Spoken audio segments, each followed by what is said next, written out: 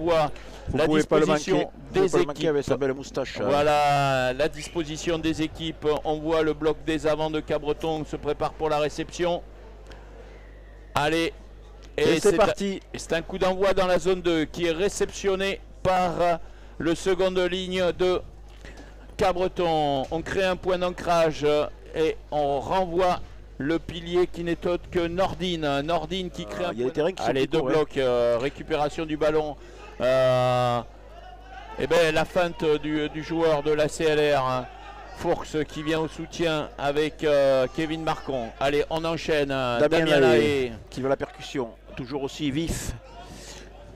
Le capitaine qui prie, et on va donner à Fourx. Non, on donne en dos à Lobby. Lobby qui donne à son 3 carrel Cap-Barat. Cap-Barat qui a été pris. Récupération du ballon par Cabreton, c'est un turnover. Ah, mais monsieur l'arbitre a... Repénalité, il a estimé qu'il y a un joueur de Cabreton qui a repris le ballon devant suite à la navane du joueur de Cabreton.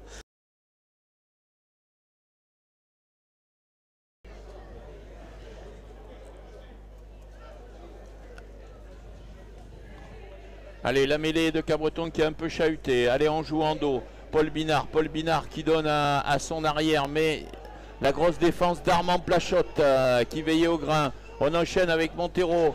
Même avec Gabas. Gabas qui tend un crochet, qui garde le ballon. Il a raison de ne pas faire de passe entre deux. On enchaîne encore. Ce sera un avantage côté Cabreton. Oui, avec une position de hors-jeu.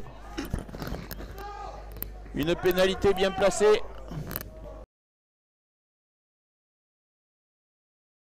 Ballon qui est de nouveau donné à Jean-Baptiste, à Hugo Robin. Hugo Robin qui d'un long coup de pied renvoie le jeu dans le camp de...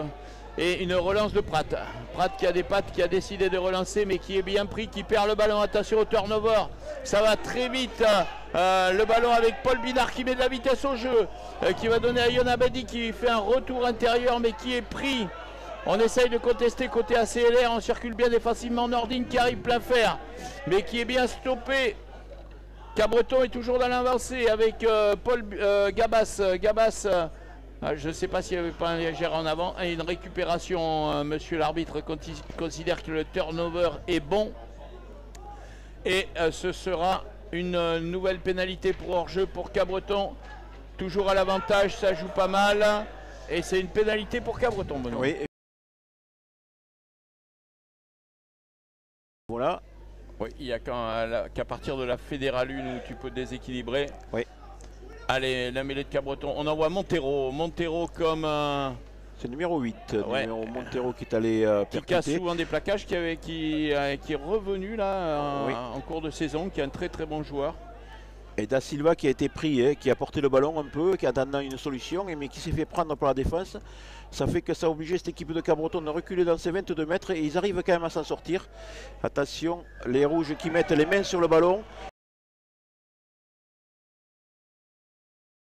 Et là c'est plus pareil, on passe de 15 contre 13, donc ça veut dire que la CLR est en nombre supérieur et pourrait peut-être par rapport à cette touche essayer de jouer devant, mais bon, il y a quand même de bons sauteurs en face du côté de Cabreton, ils n'ont pas essayé de faire, mais on voit quand même que Garcia Thibault récupère beaucoup de ballons au niveau de ses lancers et ce coup-ci c'est pas lui prise de balle avec une prise de balle, donc un ballon qui est bien mis, Damien qui Garcia, est au fond, toujours. Qui récupère le ballon toujours au numéro 2, Castin qui récupère le ballon. CLR vient, Benoît. Et ça pousse, ça avance. Ça un essai.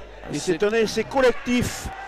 C'est un essai collectif qui est donné donc à l'équipe de la CLR. À la CLR qui marque les 5 points de cet essai collectif.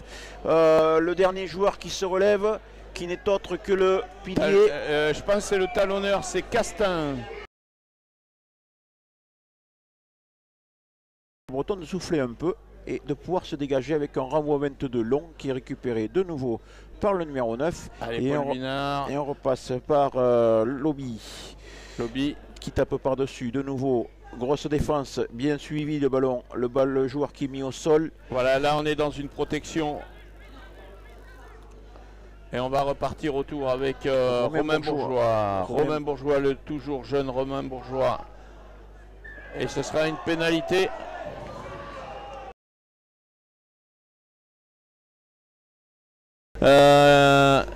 dès maintenant par l'intermédiaire de son numéro 10 Paul Binard. C'est Cabreton au second qui va avec son pied gauche.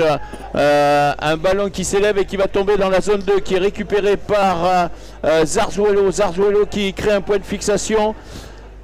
Voilà, et on va sûrement sortir, recréer un point de fixation avec Kevin Marcon pour sortir par l'intermédiaire du pied de Ducos qu'on a vu en première mi-temps, qui a un jeu au pied très intéressant pour ses sorties de balles.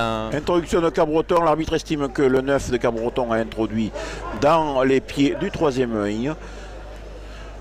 Oui, bon ça se voit plus maintenant. Je crois que si on regarde à haut niveau, à part regarder le pied du talonneur, il ne regarde même pas où le 9 met le ballon. Hein. Ah oui, mais il faut que sur la règle, il faut que le talonneur mette le pied. Après, voilà. Allez, Plachot qui donne à Cantalabeiri. Cantalabeiri qui est pris. Le retour intérieur de Cap Barat. Et ça enchaîne encore avec côté ACLR. On essaye de gratter le ballon. Attention. Cantalabeiri qui est passé. Cantalabeiri qui va tenter accrocher et qui va.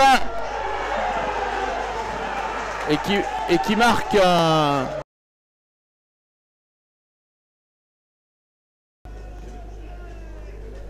Allez, un lancement de jeu. On va croiser avec Thibaut Dida. Mais il était attendu par la très bonne défense de la CLR. Il y aura un avantage puisque les joueurs ne sont pas sortis du môle assez rapidement et c'est une pénalité qui arrivera. Ça joue pas mal avec Brissot qui est dans l'avancée. Et on sollicite toujours avantage, il faut jouer très vite.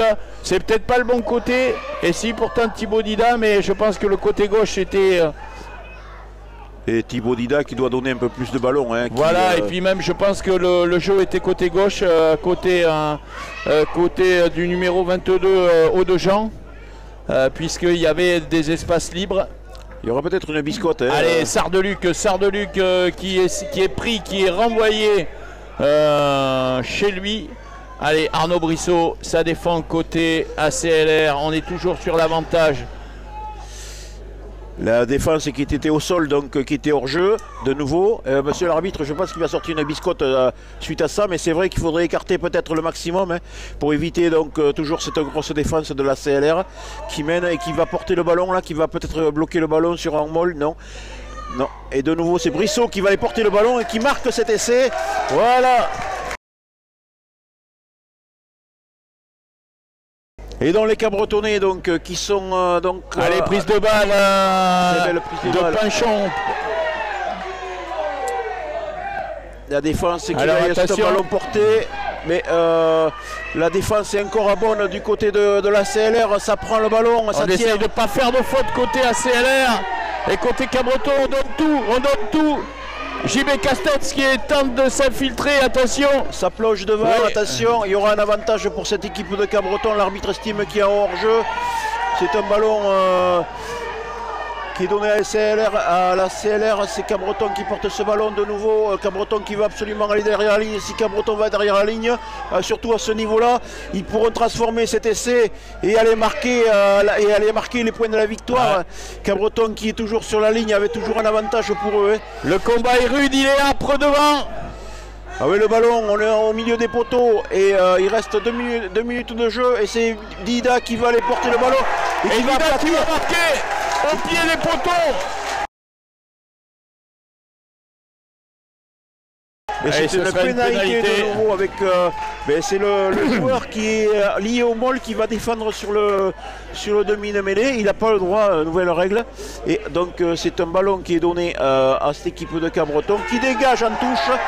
L'arbitre qui siffle la fin de cette partie avec la victoire ici de Cabreton 61, Jean-Pierre, sur le score de 20 à 19 contre cette équipe de la CLR. Ça veut dire que Cabreton et CLR vont être égalité. Se retrouvent à égalité, c'est surtout qu'ils s'éloignent de la zone de danger.